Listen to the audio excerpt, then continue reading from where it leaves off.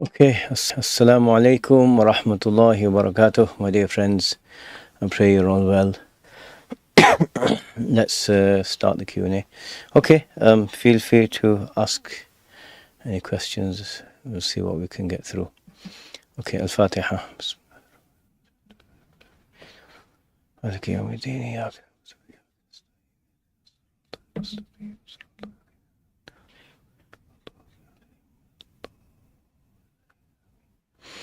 بسم الله الرحمن الرحيم الحمد لله رب العالمين وصلى الله وسلم وبارك على سيدنا ومولانا محمد وعلى آله وصحبه أجمعين اللهم لا علم لنا إلا ما علمتنا إنك أنت العليم الحكيم اللهم علمنا ما ينفعنا وانفعنا بما علمتنا وامنحنا يا ربنا علما وعملا وقربا يا أرحم الراحمين اللهم زدنا ولا تنقصنا وأكرمنا ولا تهنا وأعطنا ولا تحرمنا وآثرنا ولا تؤثر علينا وأرضنا وارض عنا يا كريم.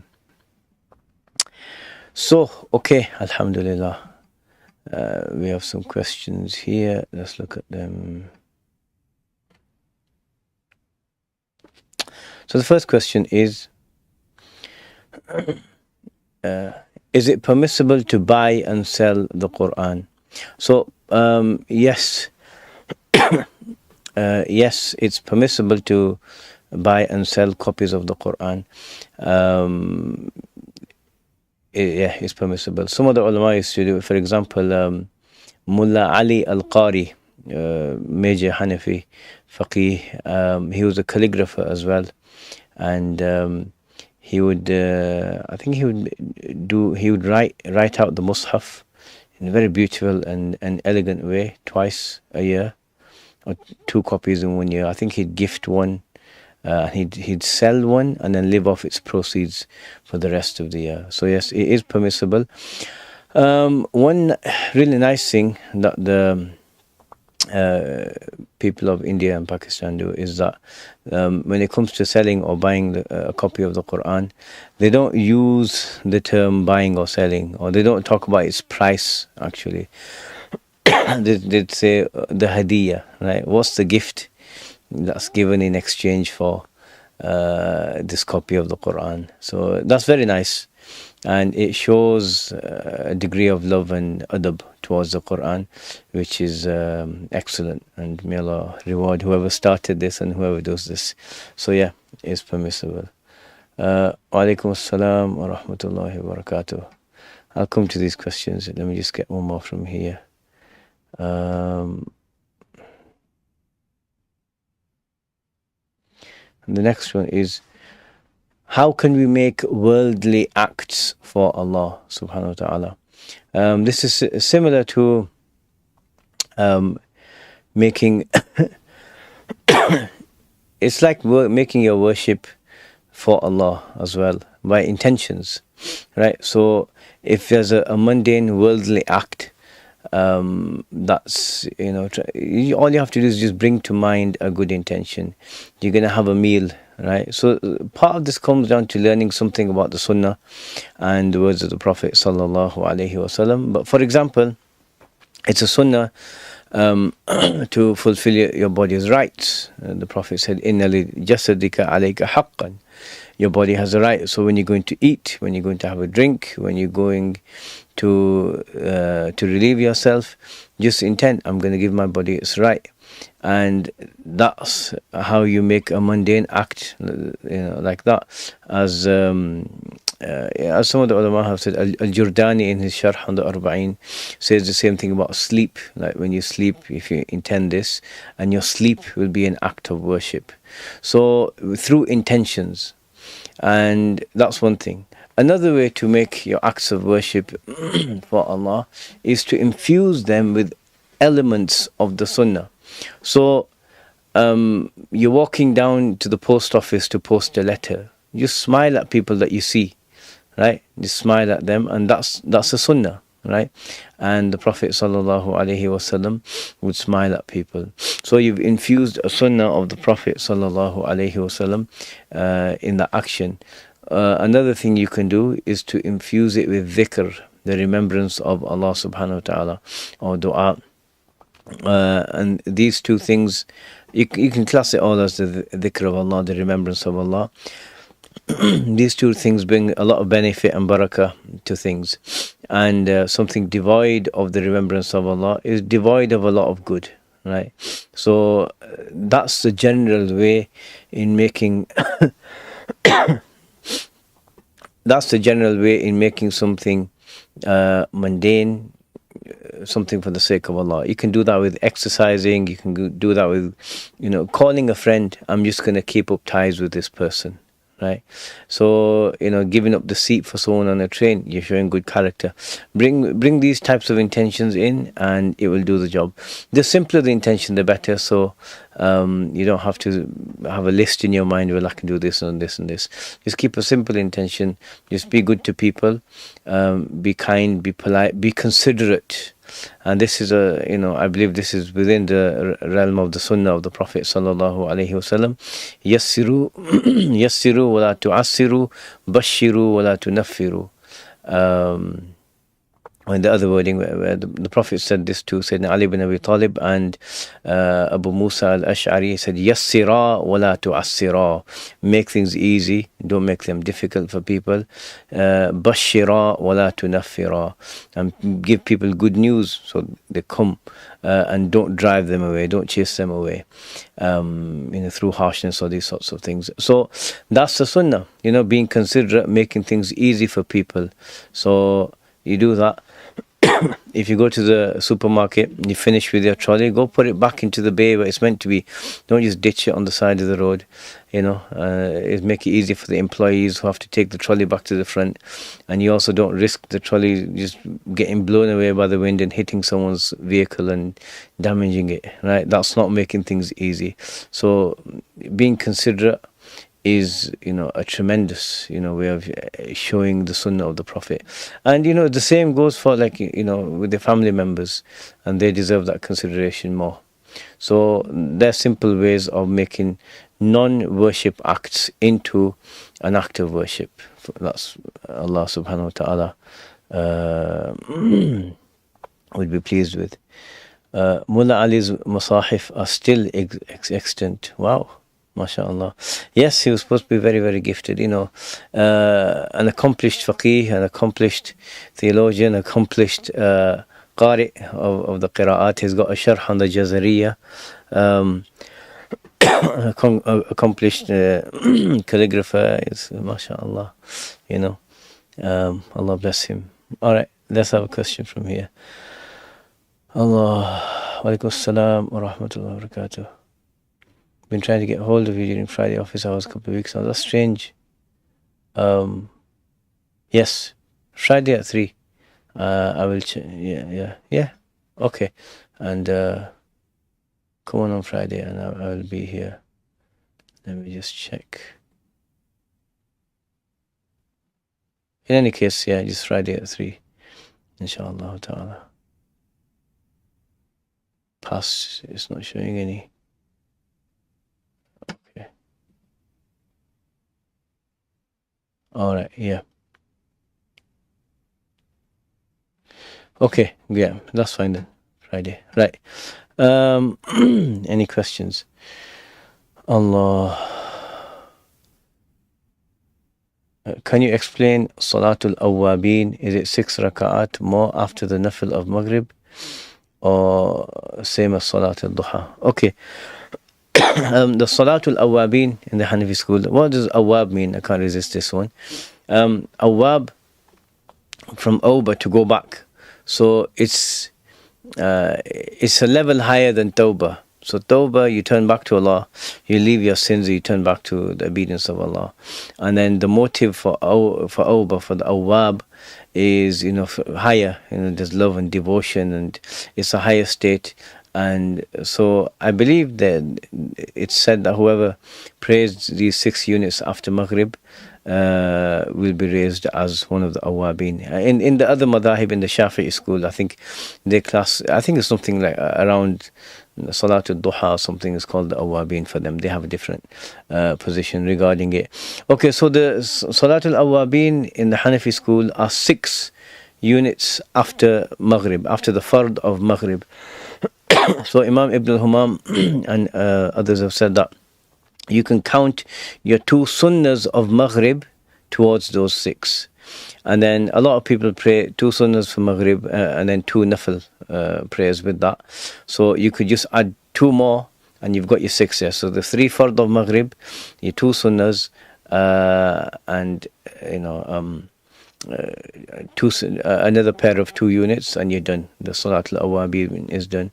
Some of the ulama mentioned that it's a sunnah in the 2 sunnas of Maghrib, if you have time, like on a weekend or sometime, and if you've got Surah al-Mulk memorized, that it's a sunnah to recite Surah al-Mulk in those 2 sunnas. So half of it in the first and half of it in the second. If you can do that, that'll be great, and you'll be rewarded for that abundantly, inshallah ta'ala. So that's how you do it. Okay, Bismillah.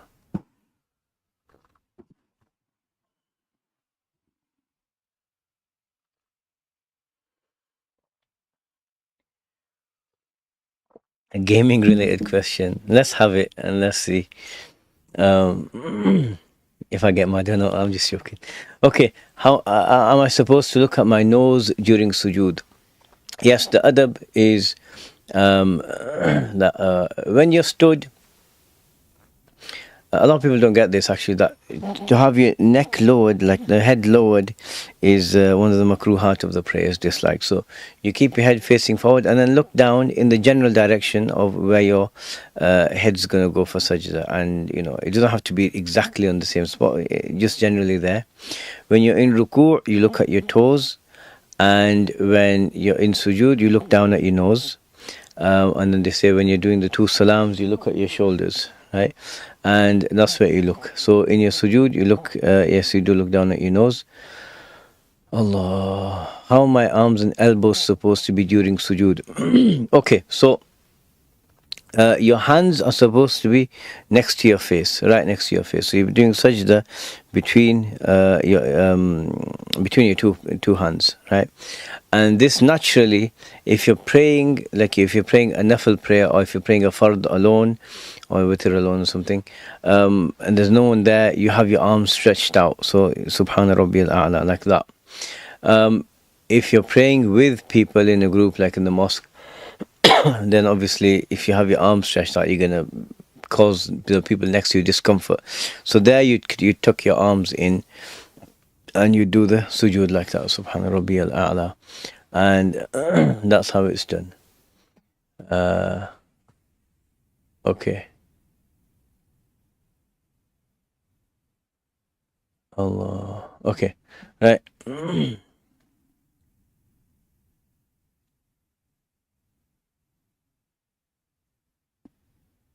A brother Hanafi said that not covering the head in the prayer is makruh. Let's just go rewind back again. That when it comes to concentration in the prayer, that all these positions that you look at are supposed to help with concentration. It helps with not looking around and, oh look, there's a calendar and there's a mirror and these sorts of things. So concentration is improved. However, if someone's concentration is improved, significantly improved, by keeping the eyes closed, that's also permissible. It's superior to have the eyes open, but if closing the eyes will improve your concentration, that's permissible. That's not a problem. Okay, so a brother Hanafi said that not covering the head in prayer is makruh. Would wearing a hoodie be sufficient? I mean, technically you're covering the head. No? Yes. It would be sufficient, having your head covered. Generally, yes, you should have your head covered in the prayer for men. They say it's permissible to not cover your head if you're feeling really low and humbled before Allah subhanahu wa ta'ala, and you want to express that by not wearing it. It could, because in the past, in Muslim societies, people did, cover their heads. So for someone to take off their hat, like, it'd be something like, what is he doing? Like, why isn't he, why isn't he wearing his hat? So, and then, like, it's almost like embarrassing kind of thing. So to express that humbleness and humiliation before Allah subhanahu wa ta'ala, they say, the fuqaha say you can, but the sunnah is, yes, you cover your head for men in the prayer. Allah.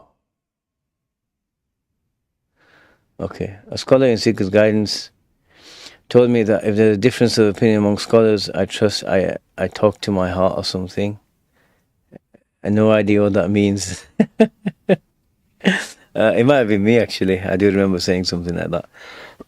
This is if there's a sound and reliable situation. So, for example, there's something where there's a difference of opinion, right? A friend of mine recently contacted me. His mother was very ill. And they came to the issue of resuscitation, right? And should they try to revive her, should something happen?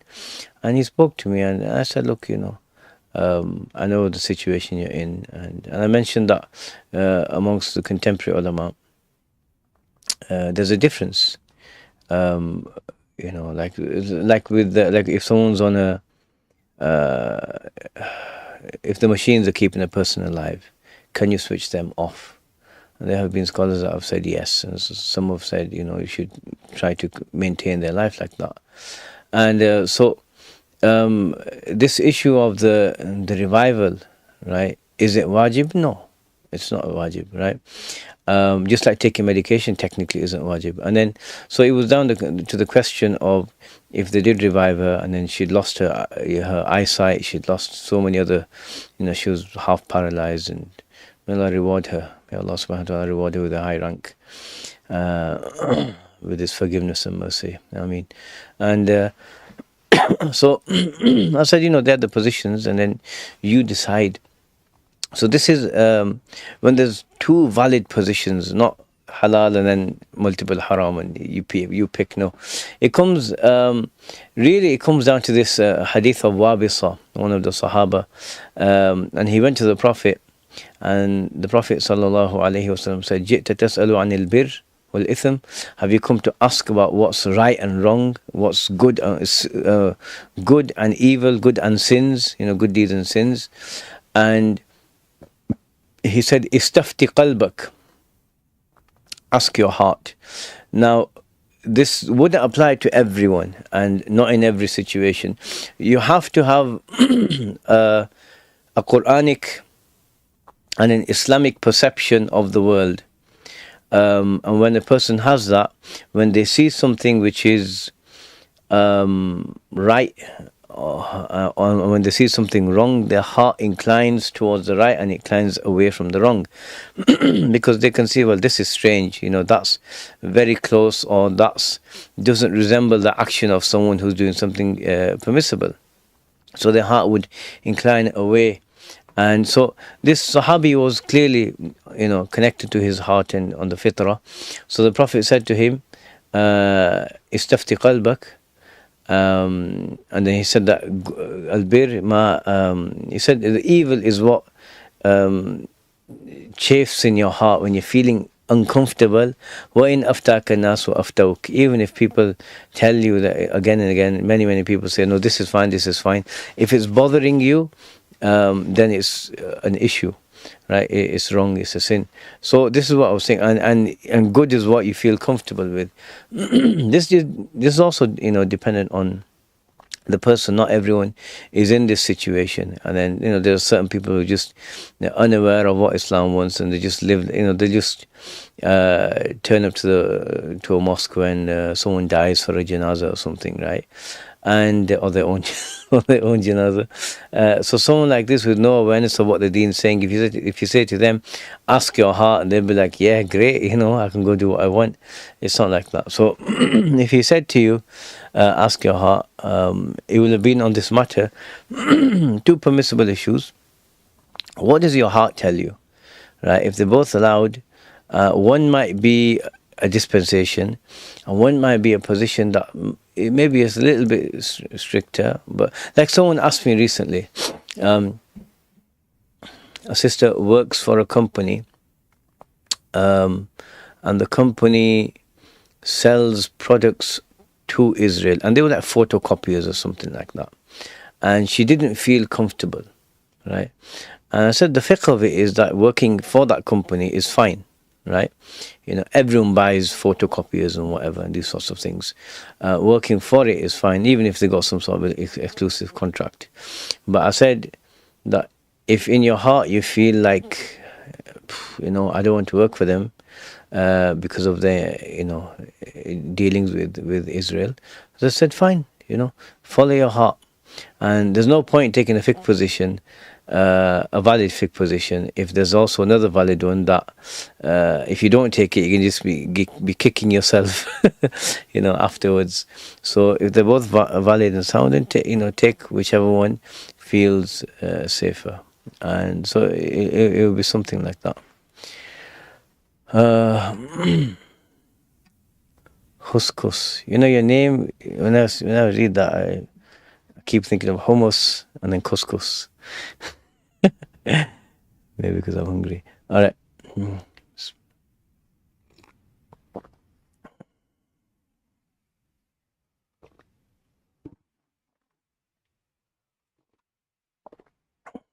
How do we develop the consciousness of the meanings of the adhkar in the salah? Well, I assume you know the meanings. The mind always wanders, even when doing things like closing the eyes. Yes, that's normal. That's normal. So what do? Shut the mind off. Leave the mind out of it.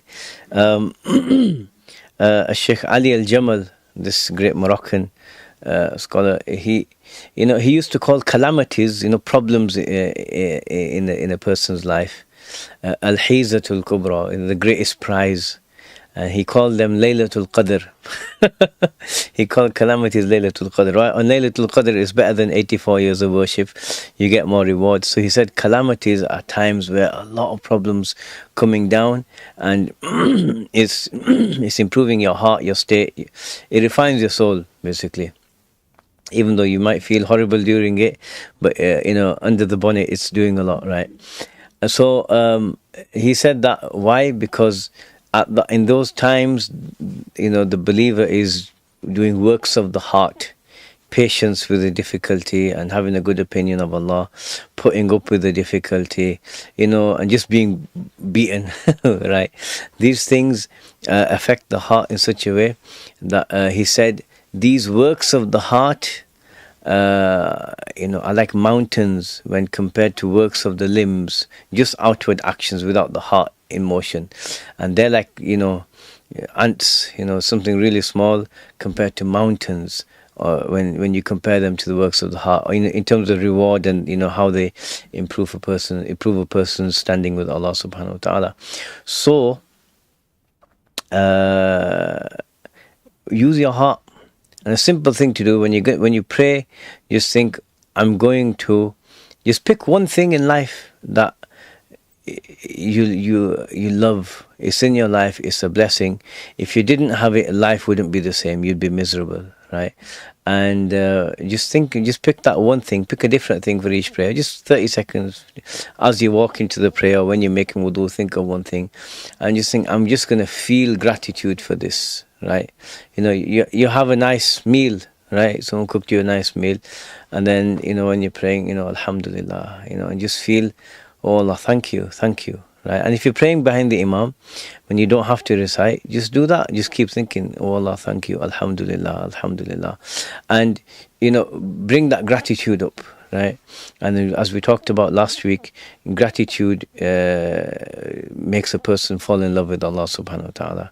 And then when it's at that stage, you don't need to worry about actively thinking about something, because even when there's gratitude, right, when you bring it in, your mind, may end up just following along, and you may end up having that presence. But that presence of heart is there.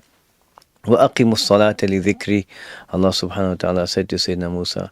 So as long as you're remembering Allah, and with gratitude you will be remembering Him, then you're doing your job in the prayer, right? And then inshallah ta'ala, as your prayer develops, the other things will catch up as well. And Allah subhanahu wa ta'ala knows best.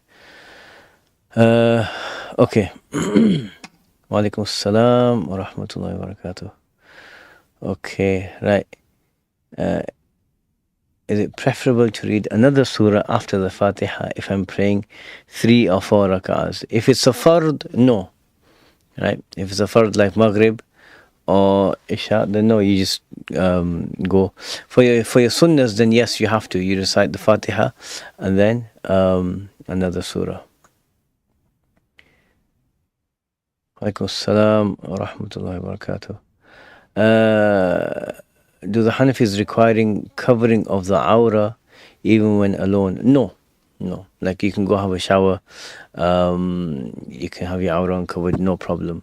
Some of the ulama have said that it would be better, better adab, to have have it covered, but it's not impermissible.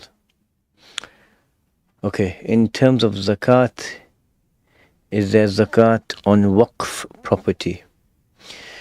Property that has been given as a waqf meaning is an endowment, it's being given to God basically. Like someone has a patch of land and you say, I give it to Allah, and the intention is for Muslims to use it as a graveyard. Or it's given to the Muslims, you could say, but it's done for the sake of Allah. Or you've given like a plot of land for someone to build a mosque, or you've given a building for a mosque. So no, there wouldn't be any waqf.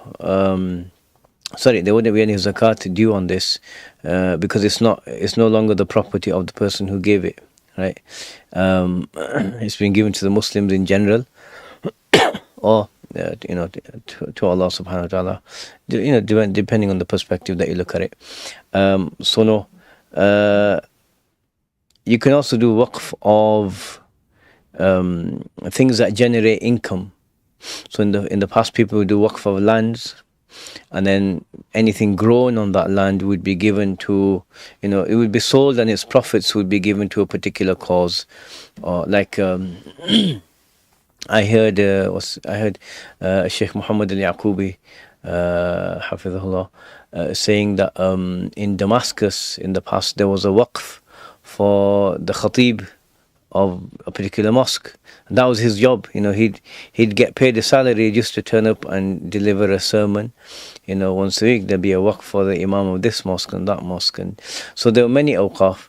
And so if it's a waqf that's generating income, it also does not pay, no zakat is paid on that either. So for example, if someone had a business of, say, a pharmacy, and they say, okay, we're going to run it as a business, but all the profits are going to go to a particular cause, that's fine, because it's not owned by an individual, no zakat would be due on it. And Allah subhanahu wa ta'ala knows best. Okay, are these sunnas any more emphasized sunnas in qada prayers? Congregation, nafil prayer, dhikr, reading loudly. I see people neglecting them a lot. For example, fajr. Okay, so in qada prayers, so the congregation, you wouldn't pray a qada prayer in a congregation unless you missed it with a group of people and you're making it up with them, like the Prophet ﷺ did when they once slept through fajr and then they made it up after sunrise, the Prophet and the Sahaba. And at the Battle of the Trench, he made up Asr, Maghrib and Isha. Asr and Maghrib, and then he prayed Isha there. So I don't know if that's what you mean by your question, but are these things more emphasized? Are these sunnahs any more emphasized sunnahs in qada prayers? Or do you mean? So the congregation, there's a difference of opinion in the Hanafi school. It's either highly emphasized, or the sunnah muakkada, like jiddan, highly emphasized, or some of the ulama have said it's wajib. It's probably closer to the being highly emphasized.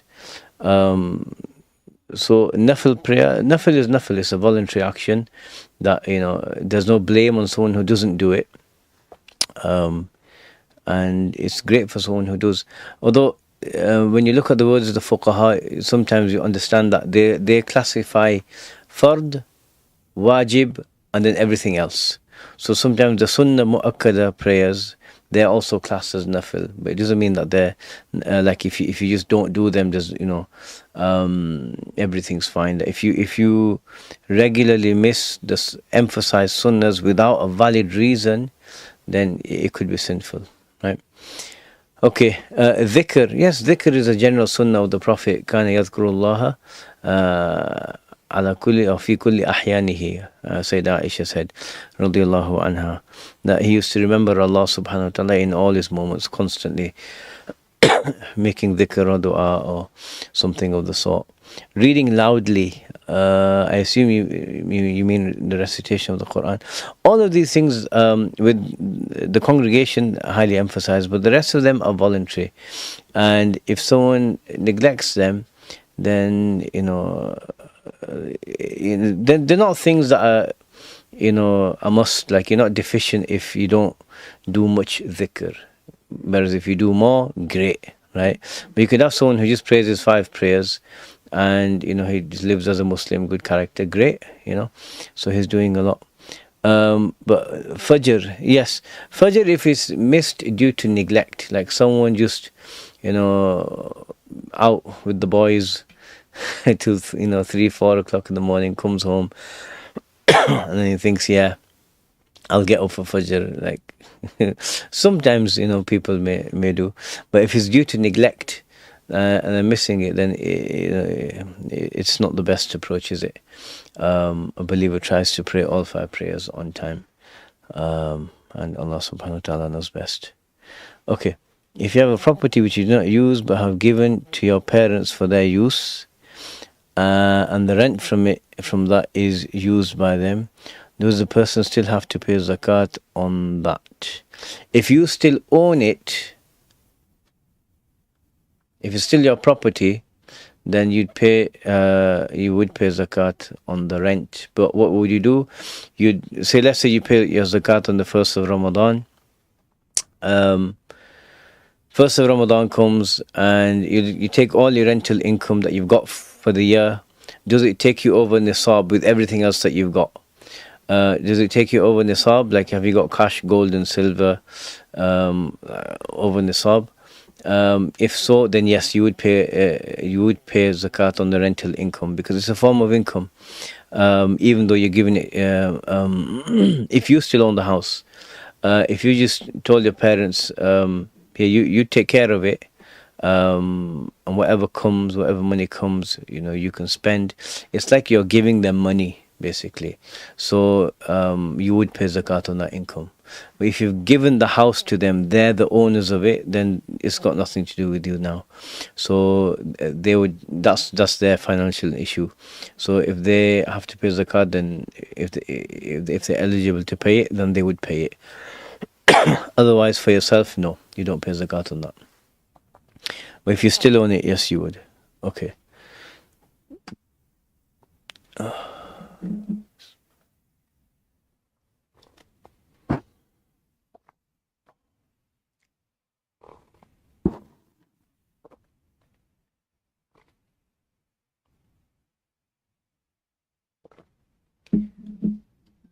There are some issues within the Hanafi school. This doesn't make sense. إذا اجتمع الرجل والمرأة ابنه. I believe you're talking about the hurmatul musahara. Yeah, we take the Shafi'i position on that, right? Why? Because it's a ijtihadi mas'ala, and there's in situations where it does occur, it's just easier for people, as opposed to saying, no, you know what, you need to move out, and it just makes life a lot easier. So following a valid position from another madhab does make life easier, so that's fine. Given a fatwa on this would be once you know that it's a valid position in a different madhab.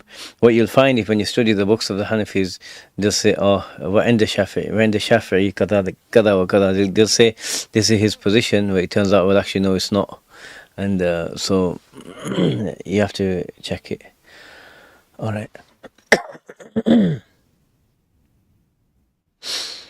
Can a person go visit their mother to support her after a bereavement, even if the husband says no? Allah. So it's obviously this is one of those delicate situations.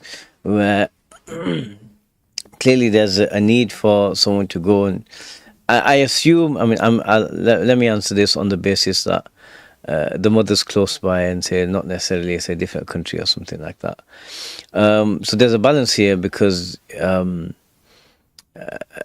can he forbid her from going and seeing her mother? I mean, the fuqaha say, if you look at the books of fiqh and the guidelines that the fuqaha give on, seeing family, for the wife to see the family and these sorts of things, they're all based on the worst case scenario. And they do that because if everything is going fine and jolly and hunky-dory, there's no need for a faqih to step in.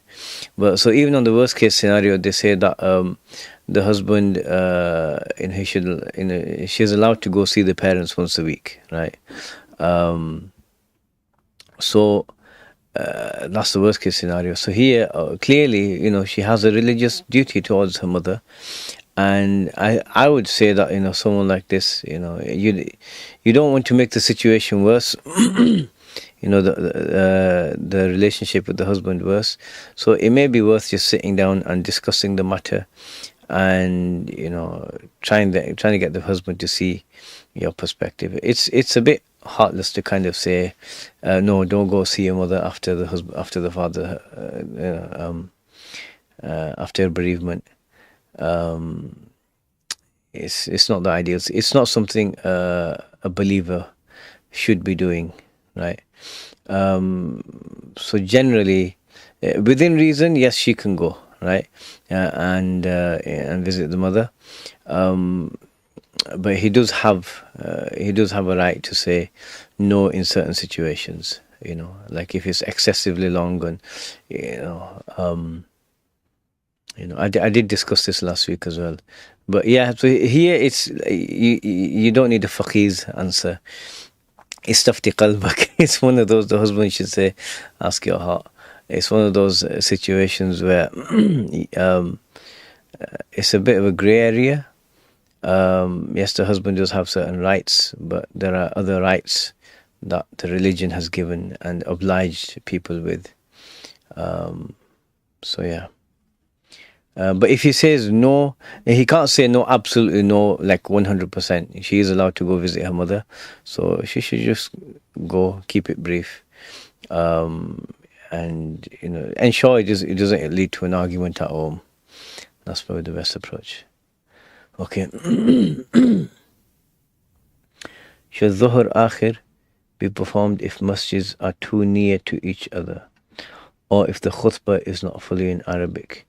Can it also be prayed at home if I find difficult to pray in the masjid because of the noise?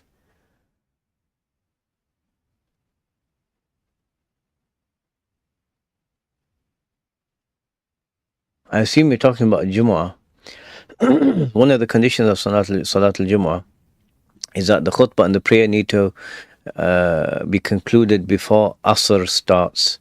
And there's a difference on when the Asr starts. The Hanafis, Abu Hanifa's position is slightly later than the position of the Sahibain, which is also a very strong, valid position, the Hanafi school, and it's what the other three schools follow. So the Mithlain, so I assume that's what you mean for that time. If masjids are too near to each other, I don't see how that would cause. Can you give some clarification on this question, and I will answer it. But Dhuhr, if it's difficult to pray in the mosque or whatever, if you can go pray your fard there and then go and pray your sunnas at home, that's great. The prayer is superior in the mosque. Okay. Allah bless you all. Is the science of kalam equivalent to philosophy? Can it lead to yaqeen? Okay, so yaqeen, interesting word in the Arabic language. Yaquna al-ma. It refers to water. Imagine a pond and you've used a stick to, stir up all the sediment. So from being clear, it's now all brown and muddy. And then when the sediment settles and the water's clear, you say yaqun al-ma, that there's yaqeen in this water. It's absolutely clear. So yaqeen is a state where a person is so convinced of the truth of what Allah subhanahu wa ta'ala and His messenger and the Quran say, that it's absolutely crystal clear for this person. And you'll find some people, someone can have yaqeen from studying basic proofs. You can get there. You'll find, so that's one thing, right? You'll find good deeds also play a part in it. That they strengthen a person's conviction, so you can get yaqeen. That's why in some of the books of spirituality, some of them have used it for a particular rank or station that certain individuals reach. So if you're just talking about certainty and being convinced of the truth, yes, the science of kalam does get there. Kalam is what we believe, the points of our faith and its proofs, aqidah, but it's further in the sense that it's broader in the sense that it also deals with obfuscations, ideas and people throw out to try and misguide people, refutation of those things, refutation of other positions and principles, philosophies and these sorts of things, heterodox positions of other sects. So it's broader than just say aqidah, right? It is broader. So it's not just philosophy. Philosophy is one aspect that's studied in ilm al-kalam, simply because when I think the Hellenistic tradition was translated, those Greek books were translated into Arabic, then questions arose, like based on Islamic principles, how do we answer this issue and how do we answer that issue? Then the ulama, because the question came up, they answered it. But some of these philosophical debates and discussions are just that, philosophical discussions, and if a person didn't know anything about them, it won't affect their faith and the quality of their faith. And can it lead to yaqeen? Yes, in the sense that it gives a person absolute certainty, right?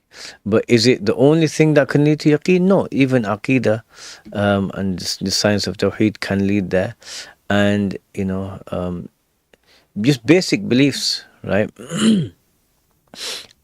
Even someone who's not, let's say someone who never learned how to read or write, and they see the sunrise and they think, oh wow, Allah had to have made this, it can't just have happened, right? This person has a basic level proof now in their mind that the sun rising points to the knowledge, power and will of Allah subhanahu wa ta'ala.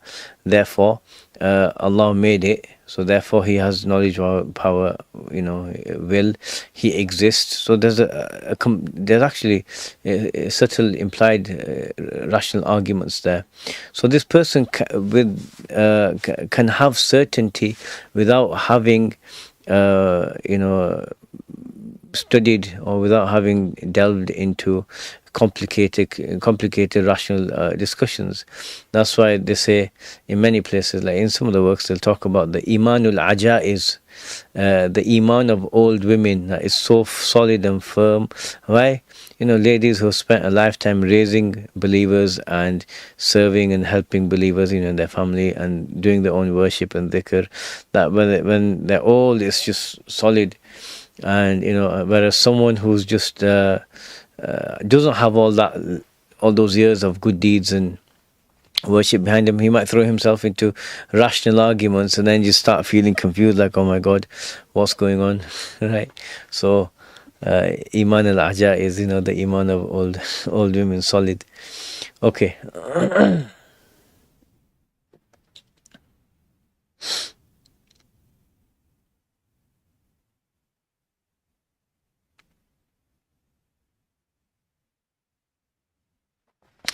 Can a woman go on Umrah with her children and mother and a group, even if the husband does not agree? Well, there's this issue of a mahram. And I know that there are positions where, some contemporary scholars have said that if it's safe and whatever, a lady can travel, especially if she's traveling in a group. but it's always superior to bear the ruling in mind based on some of the hadith of the Prophet. So traveling without a mahram more than 57 miles is it's not the best thing to do. But here, okay, once again, if the husband doesn't agree, I mean, in the Sharia, he has a right to say no here.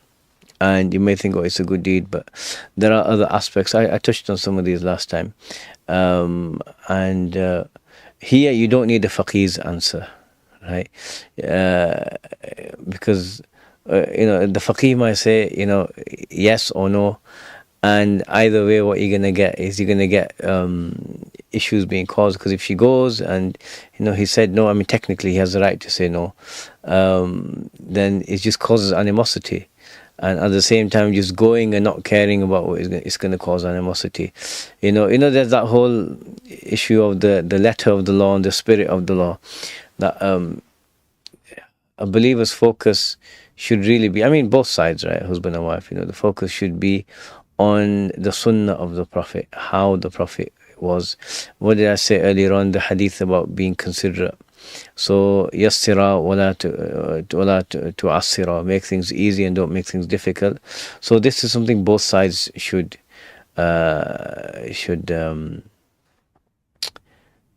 consider.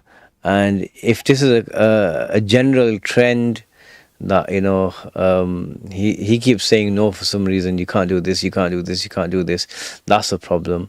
Or let's say he's being reasonable, but from the other side, I don't care, that's a problem. So there needs to be some sort of discussion around this matter over, how to promote a good, loving, cooperative environment. But as we said last week, this husband does have a right in certain matters to say no. He's the head of the household. But what you don't want is discord and disunity. That's the issue. So any sort of action that's going to lead to that is one that you'd automatically want to avoid.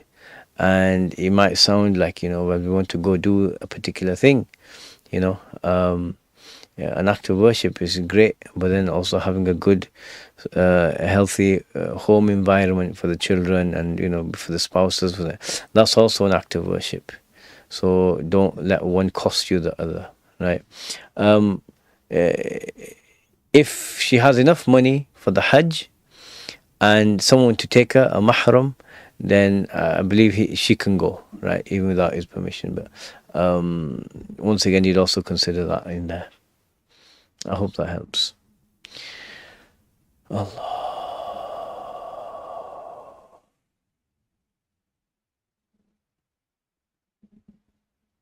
You're back onto your gaming questions, aren't you?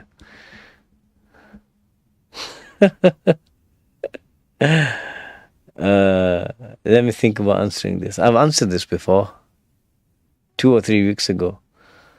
I don't like the same question being repeated. Alright. What's the ruling on consistently saying Sadaqallahu al-Azim after recitation of the Quran? It's just an affirmation of the truth of the Book of Allah. So it would be a bid'ah hasana. I mean, is it highly emphasized or anything like that? Not necessarily, but it is something that the Muslims have been doing, so that's fine. It is fine. So it will be bid'ah hasana. Yeah. How does one make the mind follow the heart? I assume you're talking about in the prayer, even outside of the prayer. Attaching the heart to Allah subhanahu wa ta'ala and His Messenger, His religion,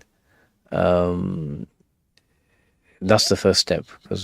And there are means to do this: studying the Quran, studying the life and the characteristics of the Prophet sallallahu alaihi wasallam, studying the hadith of the Prophet. Doing all of these things builds an attachment. It's something it's a long-term thing. You don't just expect to do a 5-week course and why haven't I had this massive epiphany yet, right? It's a case of living your life in a particular way. And then once that's done, And it comes, by stages, by degrees, and once it dawns on you, you feel this connection. And then the mind, in regards to what it wants and what it chooses, it will follow the heart. I think that's what you mean. Did the tashahud originate during the Mi'raj? Some of the fuqaha mentioned this. It's not particularly strong from the perspective of hadith, but some of the fuqaha have mentioned this, and Allah subhanahu wa ta'ala knows best.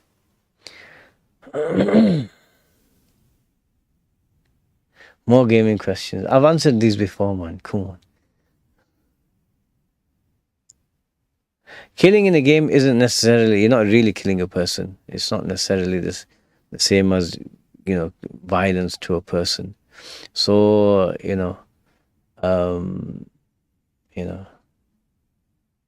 it's not always impermissible. Okay.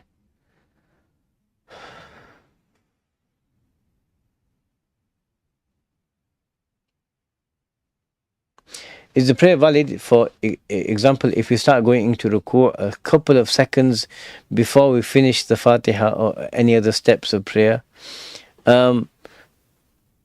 It depends, because with the Fatiha, for example, let's say you're praying the third rak'ah of Maghrib, reciting the entire Fatiha in Qiyam is wajib. When are you technically in ruku'? It's when your fingertips reach the top of your kneecaps, which you don't really have to. And for ladies, it's even less, because ladies put their hands like midway on their thigh, so slightly inclining. So if you're at Sirat al-Ladhina an'amta alayhim, and you're going down, and your fingertips are touching around the point where they'll be touching the Allahumma salli ala Sayyid Muhammad. They're touching the top of the kneecap. I just realized that I just remembered the Fatiha is a sunnah, so it's the example works better, or your question would also work better if we're talking about the surah after the Fatiha. So in that situation,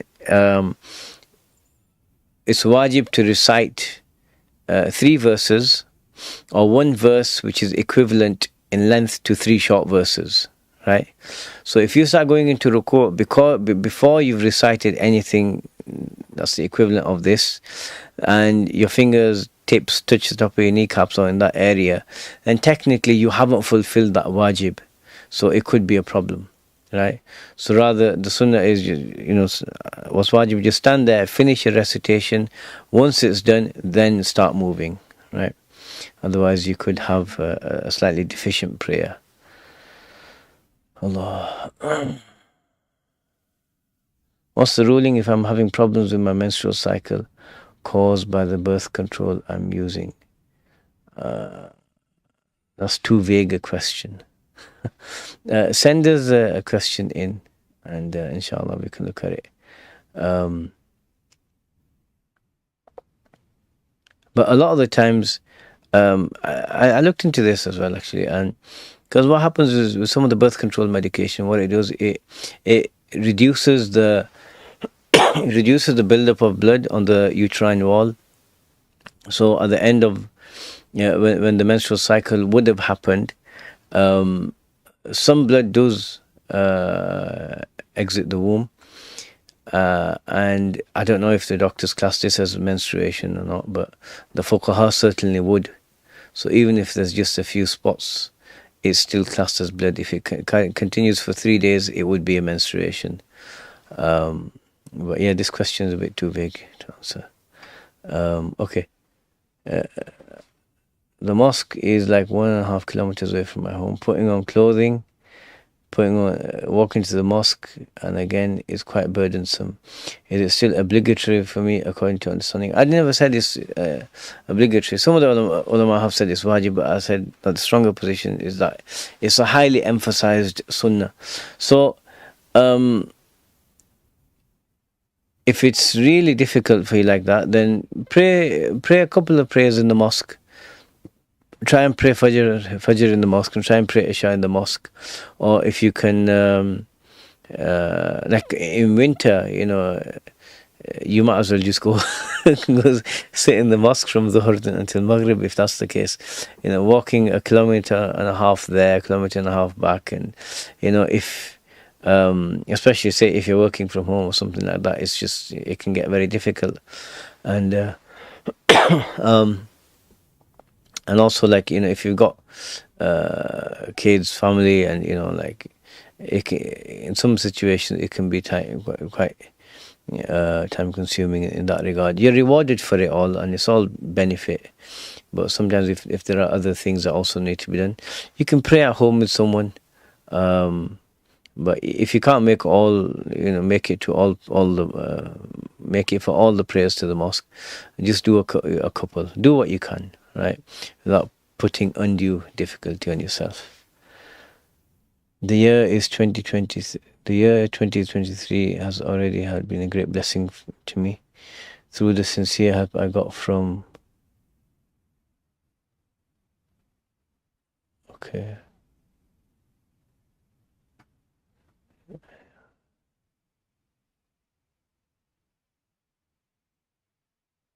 Omar. Anyway.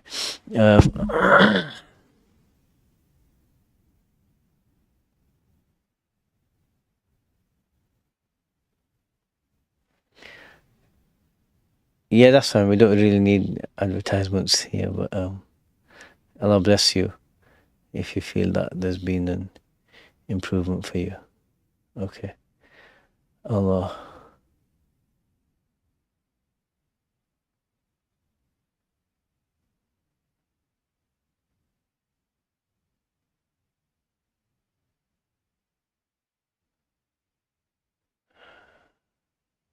Can the taslims be said silently? No, you have to be able to hear it. The taslim is the salam when you exit the prayer. You have to be able to hear it yourself.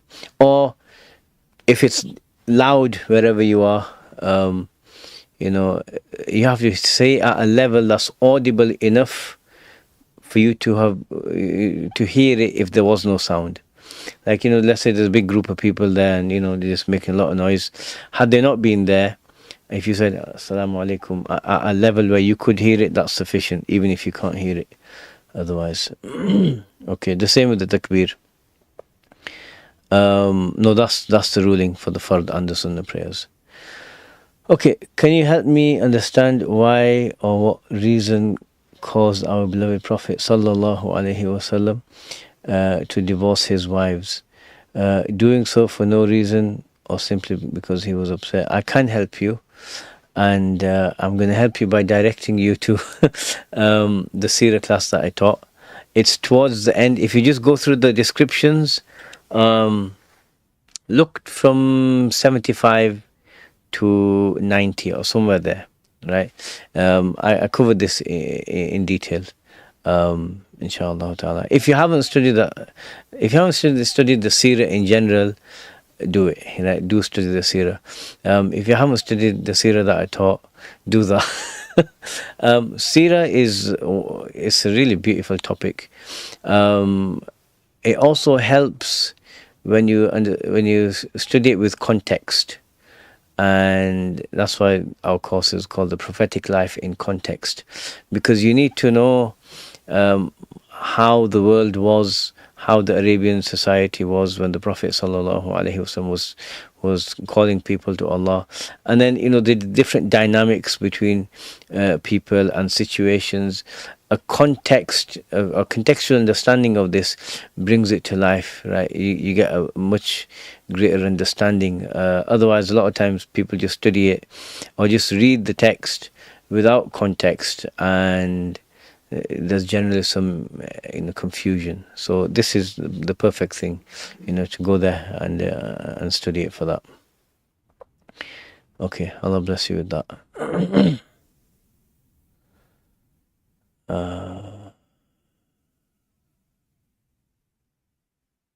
Yeah, Hossam, that's OCD related. Go, what can you, if you have OCD, I've said this many times, if you have OCD, that the biggest favor you can do for yourself is, some therapy. Yeah, and listening to that that seminar that I did, Being Balanced. If you just Google Seekers Guidance Being Balanced, it'll help you a lot, right? And therapy, helps a great deal with OCD, but you have to stick to it until the results come, because sometimes something that's developed over years might not necessarily disappear overnight, but if you put the work in, you can get past it. All right.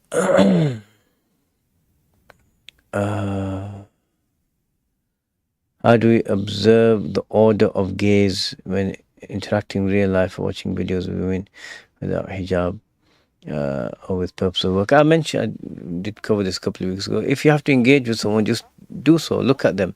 You don't have to start looking, from top to bottom. Just look them in the eye, deal with them, and then move on.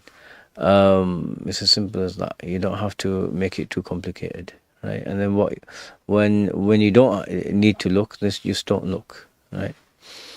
Okay.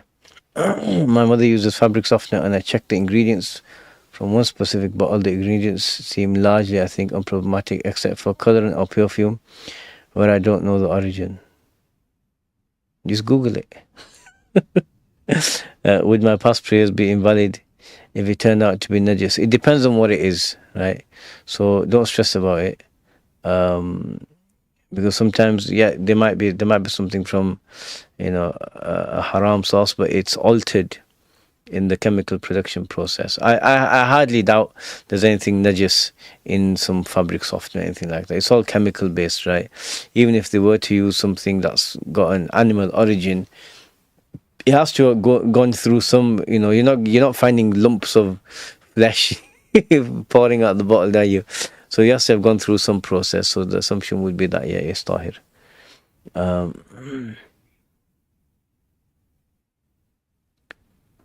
Okay, let me just get to, is anyone not asked the question? How to make sujood and jalsa for women? Is it the same in all madhahib? I don't know the other madhahib. In the Hanafi school, the lady sits on, it's called tawarruk, where it's the same in the Maliki school actually, where a person sits on their left buttock basically, and then their left leg and right leg are tucked out on the side, whereas men sit on the back of the left foot, and then the right foot is raised. So that's the difference. Is it better for women to pray in Jama'ah or not? No. For a lady to pray in her house, she gets the equivalent reward of a man praying in a mosque. Right? So for a lady, like the Prophet said, sallallahu alaihi wasallam, for a lady to pray in the innermost room of her house, is better than her praying outside, say, in a courtyard, for example. So it's better. If there's a need to go to a mosque and pray, no problem, right? It's in the ladies section, as long as it's all safe and segregated, fine. The fuqaha in the past have said it's not allowed for young women or whatever, due to the fitan and the problems that can occur. We live in a time where life's changed so much.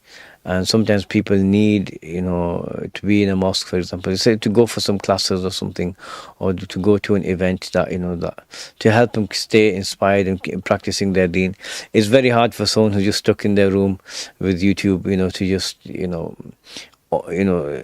keep the deen fresh. You need to be around people. And so if she has to go for that, no problem, right?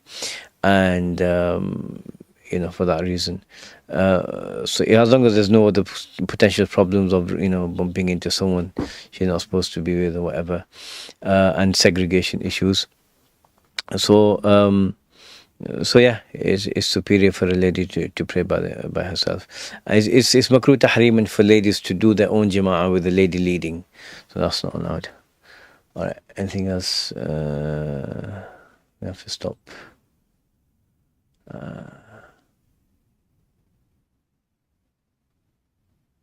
Is the niqab mustahab or wajib?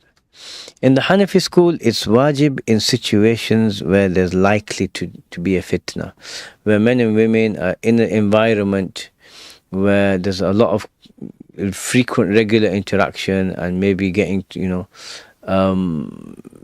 there could be some sort of problems. So some of the ulama have said it's wajib. Others say, like, for Muslims in the West, that they shouldn't wear it, simply because there's wisdom in this. It acts as a barrier for non-Muslims, like, because it's not something all of the fuqaha and all of the madhahib have agreed upon. And Western ladies, they find it quite disconcerting.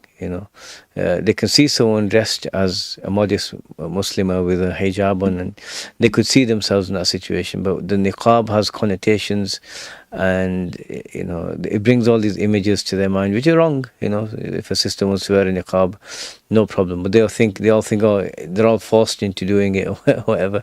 It becomes a bit of a barrier to Islam. So it's probably best not worn in the West. Okay.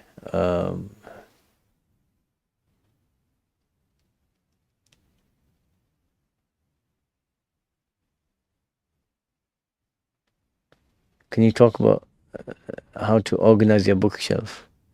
Any systems in place? Yes, what you'll find is that you put everything connected, related to the Quran. The ulama say related to the Quran on top. So Quran and tafsir.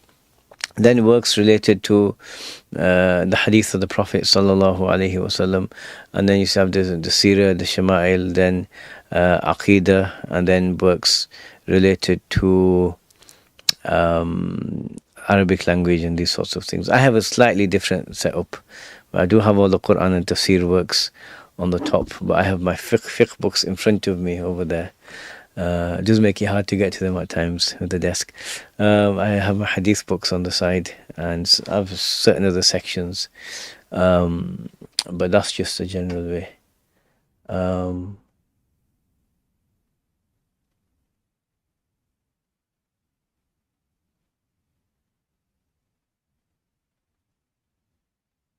Alright. And what's this? Is willingly listening to a comedic podcast.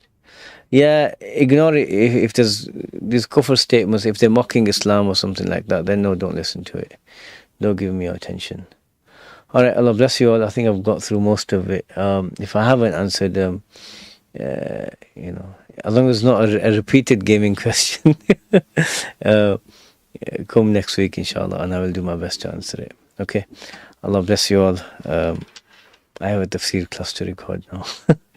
And if you don't listen to it, you should. There's a lot of barakah. Honestly, that tafsir class is a huge gift from Allah subhanahu wa ta'ala. I benefit personally from it a lot. So if you can join, that'd be great. Okay, barakallahu feekum. Assalamu alaikum wa rahmatullahi wa barakatuh. Okay.